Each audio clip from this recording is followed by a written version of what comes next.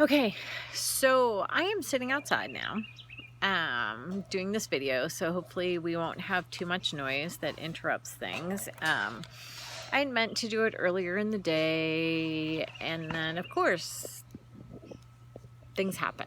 They interrupt. So I'm sitting outside on my patio, and at least, even though it's still like 95 degrees out, I'm in the shade, so it feels pretty good. Anyway, so today is the last day of Unit 1. It looks like those of you who are active in the class have gotten the work done, which is wonderful. And if you are watching this and you haven't been super active in the class, this is a plea to you that I know you see due dates are on Thursdays, right? So you think, oh, I can cram it all in, get it all done. I'm going to get my 2 quizzes done, and I'm going to get my discussions done. But that kind of screws with the class, because if you wait to make your first discussion post until today, well, first of all, you're not meeting the deadline because you're supposed to have it done by Thursday. And then there's really no interaction in the class, and that causes trouble for other students. So I'm just saying, in general, those of you who have been active, those of you who have been chatting, who introduced yourselves, are doing great, right? And I know it's a lot of work. I get that all the time when I teach this class in the summer. It's pretty intensive. Yes, you have to read an entire textbook in 6 weeks, plus read a bunch of supplemental readings and PowerPoint presentations, and you have videos, and you have a full-length movie. It's a lot, and I get that. But remember this, you are getting 3 credit hours worth of a 300 level Spanish culture class in 6 weeks. And the idea is that you are doing this with the same amount of work that you have in a regular semester, right? So a 300 level class in 6 weeks. So in reality, it's really not, okay? Because in the regular semester, I have my students write a introductory reflection paper, and they have to do a research paper at the end. But because of that, because you don't have those things, your quizzes do require more detail. I expect closer reading of the textbook, right? That's what you have to do to get 300 level credit in the summer. Anyway, so that's kind of like my, let's just get through this. And I really hope you get into and learn this interesting material. It's a super lot of stuff to cover in 6 weeks, but if you get into it and you really look at the discussion prompts, and we have great discussions, it can be really wonderful. So we are into the 2nd week of the course only, right? You've done the pre-Columbian societies, you've done the conquest, and we've already gotten through the colonial period. We are already jumping into independence with this unit. So we've covered the first couple hundred years of Hispanic society and culture. Seems kind of weird, right? It's super fast, and it's going to get complicated, but it also gets kind of wonderful. So we're going into independence, and this is a time period in history where people like to talk about it as a revolutionary period.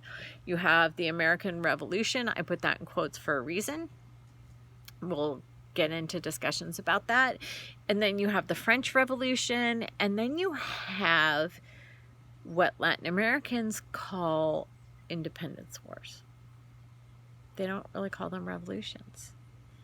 And that's really interesting, because if you look at some of them, they were so revolutionary, right? Some of them got rid of slavery right away. They wanted the promotion of Afro-Caribbean, not Afro-Caribbeans because they weren't there yet, but Afro-Peruvians, Afro-Colombians, Afro-Mexicans involved in their independence movement. So they abolished slavery, and but they don't. Latin American countries don't like to refer to these as revolutions. The textbook does a couple of times, but in general it refers to them as independence wars. And at one point, if you can find it, it gives a definition of revolution and it talks about why they can't be revolutions. And if you really think about it and really read into it, and this is something I really want you thinking about during this whole unit, is why they can't be revolutions. Because revolutions are supposed to bring major change. They're upheavals in politics and society, and they're complete changes of a socioeconomic order. And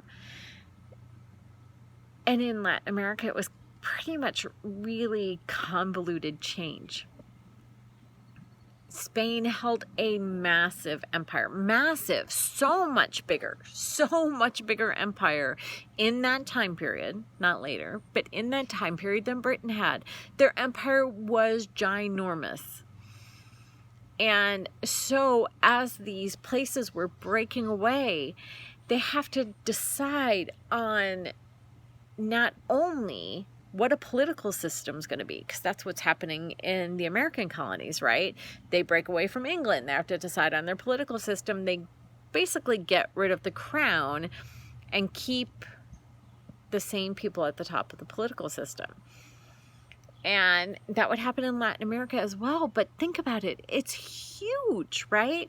So they have to decide on a political system. They have to decide on boundaries. They have to decide on countries, what their countries are going to be named, how they're going to relate to each other. They have to consider things like race and class and socioeconomic status. And this would happen to affect how these countries would go forward and how they would develop and what their politics would be, what their economics would be. And it was because of the choices they made with these things that they did not want to say they were revolutions, right? The people in charge did not want this to be revolutionary, right?